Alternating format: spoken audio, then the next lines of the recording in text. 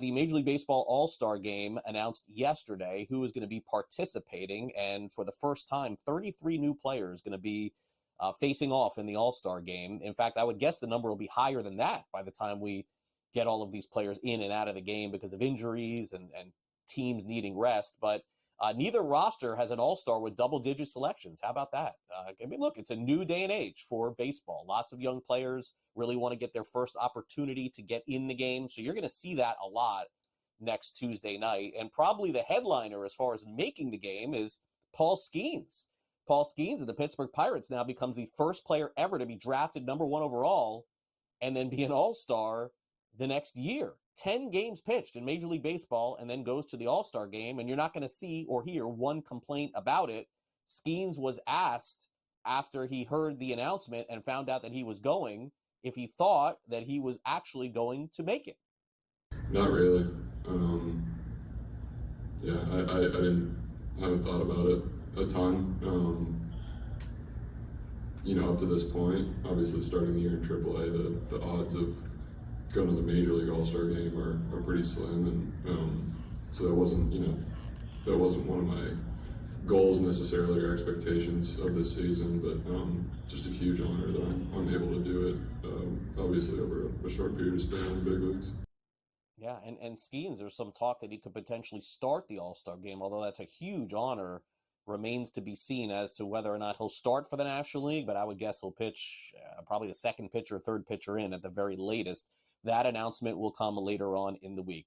As we mentioned, 32 first-time All-Stars. That number, I believe, is now at 33. 19 players under the age of 27. So the bottom line is you're going to see a lot of new players playing in the game. It's an exhibition. It's probably the way it should be. The Philadelphia Phillies, they have the most, 7 All-Stars named to the game. We know Bryce Harper not going to play in this, even though he was the overall vote getter. Alec Boehm, another All-Star, Zach Wheeler, Ranger Suarez, Trey Turner, who's hurt for some part of the season. He's going to be an all-star as well. Phillies have been arguably the best team in the National League, so it does make some sense that they have 7 going to the game. Orioles a bit upset that they only got a couple going to the game as well.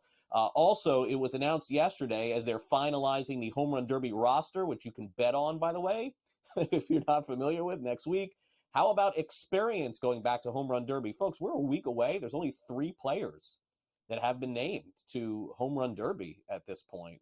Gunnar Henderson being one of them, Pete Alonso being another, Alec Boehm the third, who he doesn't even have, I don't think he has 10 home runs on the season. So remains to be seen. Alonso probably would be the favorite, I would guess, at Home Run Derby when the odds come out later in the week. Also, Red Sox beat the Yankees. Yankees free fall continues in the American League East.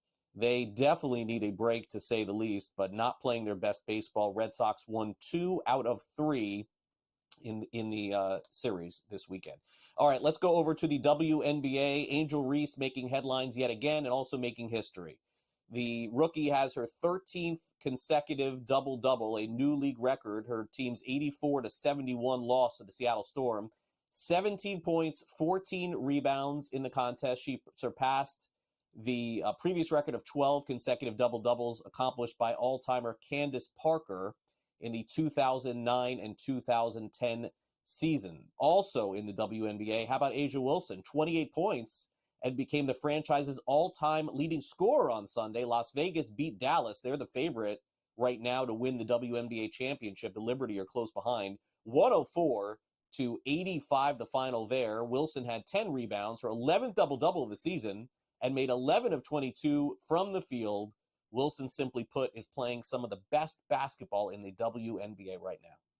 It means a lot. It's very special and definitely is going to be one for the books for me, only because, this city welcomed me in 2018, and the new franchise knew everything. And they took a chance on a kid. Bill Laimbeer took a chance on me and was like, hey, this is your team. Do what you want to do with it. And he stuck by me through and through every single time, every year. Bill was like just constantly in my ear. And I have to give him a lot of credit because he instilled that in me to accumulate this culture that we wanted. And then when you have someone like Becky come in, that's like, okay, well, I'm about to add some razzle dazzle to the culture. It makes it a full circle moment for me. And so I never would have thought I would even be, obviously would be in some points, but to lead, no, absolutely not.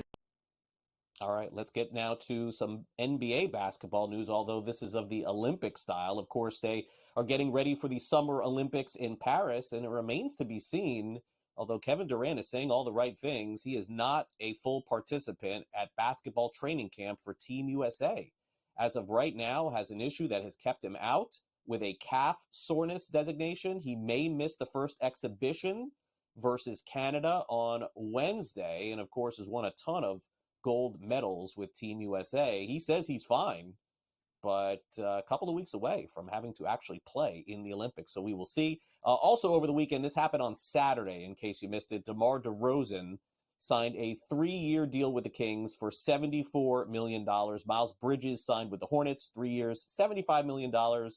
And Caleb Martin, who played so well for the Miami Heat a couple of years ago, he signs a 4-year deal, $32 million contract with the Philadelphia 76ers. So NBA free agency rolls on, although most of the biggest names are now, of course, off the board. We'll see if there are any trades coming this week.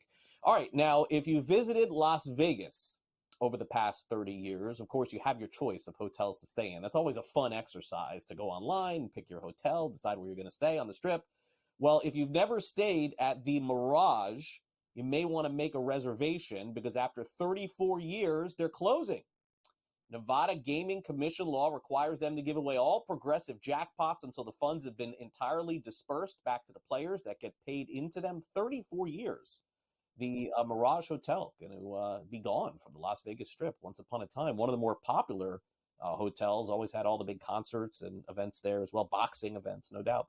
All right, let's get to tennis now. Unfortunate news for Coco Gauff, knocked out again at Wimbledon. She's the number 2 ranked player in the world. She loses on Sunday, eliminated by Emma Navarro in straight sets, 6-4, 6-3. After the match, Gauff said that she'll just get ready for the Olympics at this point, take some time off over the next few weeks. But Gauff, one of the biggest names to be knocked out at Wimbledon thus far. By the way, it continues today. Novak Djokovic, Holger Rune will face off in the round of 16 at Wimbledon. And also in the PGA Tour, we've had a lot of firsts this year and another first yesterday, as we're still, I believe, 2 weeks away. Not next week, but the week after that's the British Open. So Davis Thompson is the new name. Davis Thompson wins his first PGA title. It is the John Deere Classic. Tomorrow on the show, we'll preview some PGA Tour action, some Live Golf action, as well as Brady Cannon will join us here on the show. But a huge weekend for Davis Thompson. I believe 28 under par over the weekend as well. All right, so those of you who are looking for the latest odds on Copa America, Euro, everything else going on in soccer, and also some breakdown of odds on the WNBA, maybe some futures for the NFL, college football as well, college football starting up next month, you can download the SportsGrid app. And it's very easy to do. Just open up your phone and scan the QR code. If you're asking the question, is this available for iOS and Android? The answer is a resounding yes. It is the SportsGrid app, by the way, completely free to download. You can watch all of our shows 24/7 right here on SportsGrid to give you the latest edge.